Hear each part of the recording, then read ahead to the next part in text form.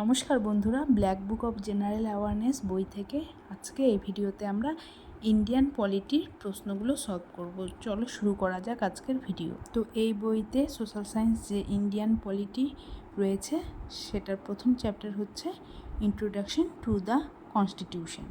তো question number 1 আমরা দেখব, the Indian constitution declares India as union of state, অর্থাৎ আমাদের ভারতের যে ভারতীয় সংবিধান ভারতকে ঘোষণা করেছে ইউনিয়ন অফ স্টেটস, অর্থাৎ রাজ্যগুলির সংঘ বা রাজ্যগুলির ইউনিয়ন রূপে ভারতকে ঘোষণা করা হয়েছে আমাদের ভারতের সংবিধানে।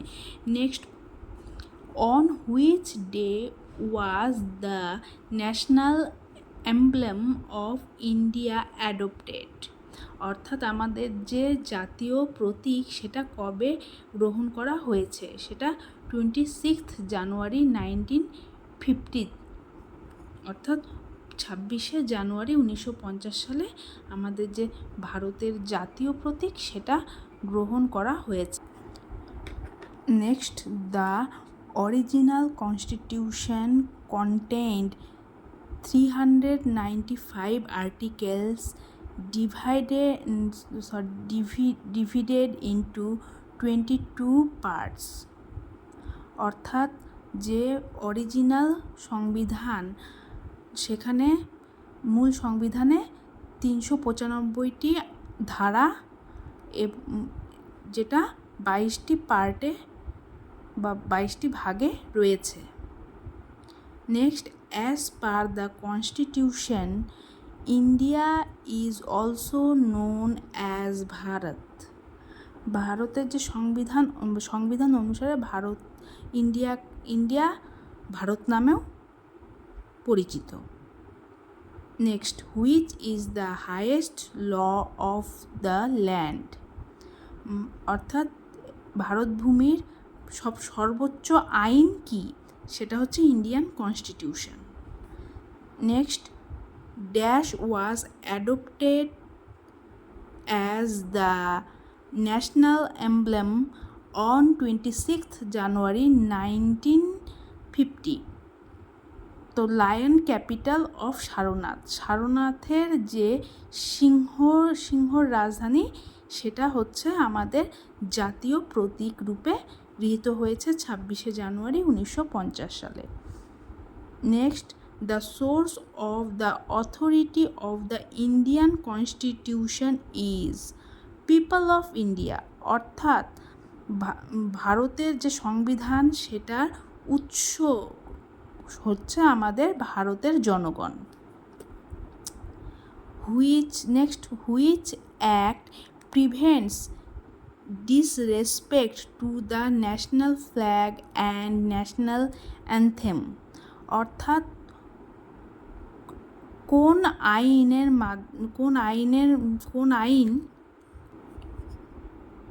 কোন আইন ভারতের যে জাতীয় পতাকা ও জাতীয় সঙ্গীতের অসম্মান সেটাকে রোধ করে, তো সেটা হচ্ছে prevention of insults to national honour act 1971, অর্থাৎ জাতীয় সম্মানের অবমাননা রোধ আইন 1971। Next question, Indian constitution is quasi federal, অর্থাৎ ভারতের সংবিধান হলো আধা যুক্তরাষ্ট্রীয়। Next, which of the following statements is true, নিচে যে স্টেটমেন্টগুলি রয়েছে তার মধ্যে কোনটা সত্য। তো প্রথমটি হচ্ছে, the constitution of India was hand written in English and Hindi, অর্থাৎ ভারতের সংবিধান যেটা হাতে লেখা হয়েছে সেটা হিন্দি এবং ইংলিশে লেখা হয়েছে, এটা সত্য। নেক্সট যদি আমরা দেখি, 26 আগস্ট ইজ অবজার্ভড অ্যাজ সংবিধান দিবস ইন ইন্ডিয়া, ভারতের সংবিধান দিবস পালিত হয় 26শে আগস্ট। এটা 26শে আগস্ট হবে না, এটা ভুল, তাই এটার অ্যান্সার হবে 26শে নভেম্বর। তো এই 1 নাম্বারটাই সঠিক, কিন্তু পরেরগুলো আমরা এখানে আলোচনা করলে আমাদের আরও এক্সট্রা জানা হবে, তাই বলছি।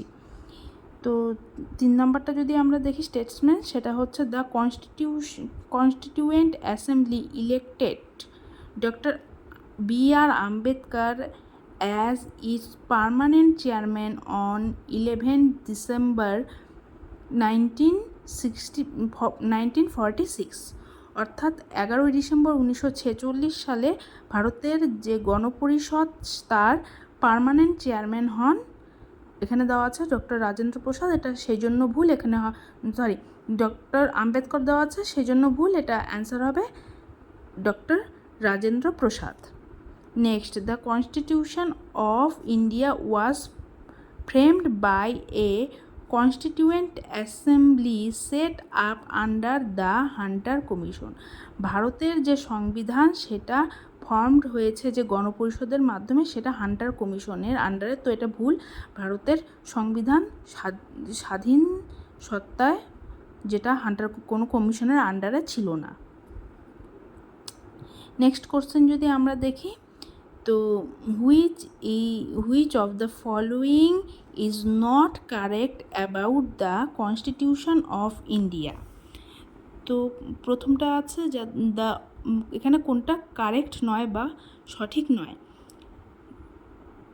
আমাদের ভারতের সংবিধান সম্পর্কে। তো প্রথম যেটা অপশনে আছে, the original constitution contained 395 articles in 25 parts and 12 schedules।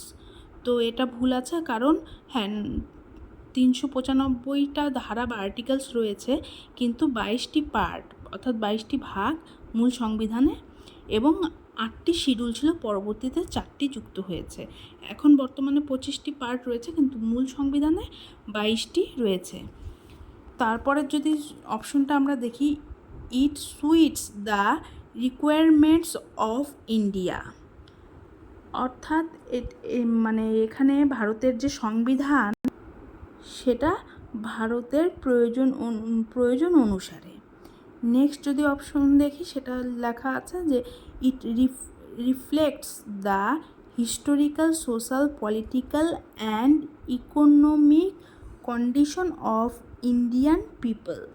অর্থাৎ ইট বলতে এখানে ভারতের সংবিধানকে বোঝানো হয়েছে, এটি ভারতীয় জনগণের ঐতিহাসিক, সামাজিক, রাজনৈতিক এবং অর্থনৈতিক অবস্থাকে প্রতিফলিত করে। নেক্সট অপশন যদি আমরা দেখি, it is a document of social relevance, অর্থাৎ ভারতের সংবিধান হচ্ছে সামাজিক প্রাসঙ্গিকতার একটি দলিল।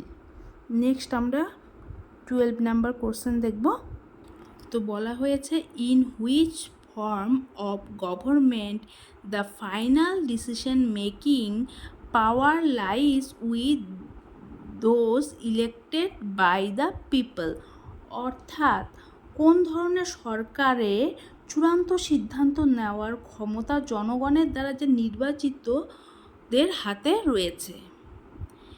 তো সেটা হচ্ছে ডেমোক্রেটিক গভর্নমেন্ট, অর্থাৎ Democratic government the final decision making করতে যে ক্ষমতা, অর্থাৎ চূড়ান্ত যে একটা সিদ্ধান্ত নেওয়ার ক্ষমতা ডেমোক্রেটিক অর্থাৎ গণতান্ত্রিক যে সরকার তার হাতে রয়েছে।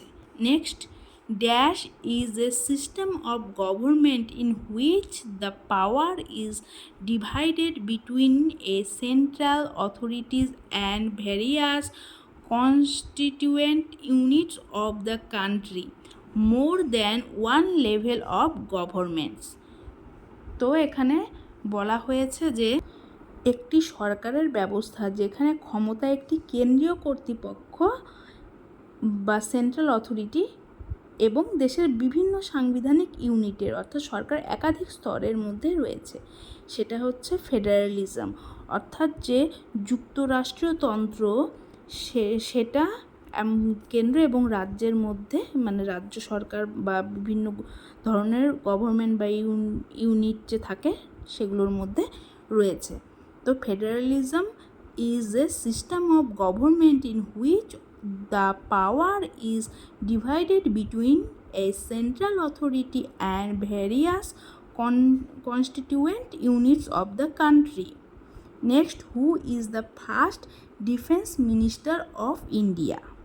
অর্থাৎ ভারতের প্রথম প্রতিরক্ষা মন্ত্রী কে ছিল? সেটা হচ্ছে বলদেব সিং। বলদেব সিং আমাদের ফার্স্ট ডিফেন্স মিনিস্টার ছিল। Next 15 number, how many tyres or organs of government are mentioned in the constitution of India? অর্থাৎ কত প্রকারের বা কয়টি স্তরের সরকারের কথা আমাদের ভারতের সংবিধানে উল্লেখ রয়েছে? সেটা হচ্ছে 3, অর্থাৎ 3টি। এইগুলো হচ্ছে লেজিসলেটিভ, এক্সিকিউটিভ এবং জুডিশিয়ারি। তো next question, who was the first minister of finance in independent India? অর্থাৎ স্বাধীন ভারতের প্রথম অর্থমন্ত্রী কে ছিল? সেটা হচ্ছে আর কে শানমুখাম চেট্টি।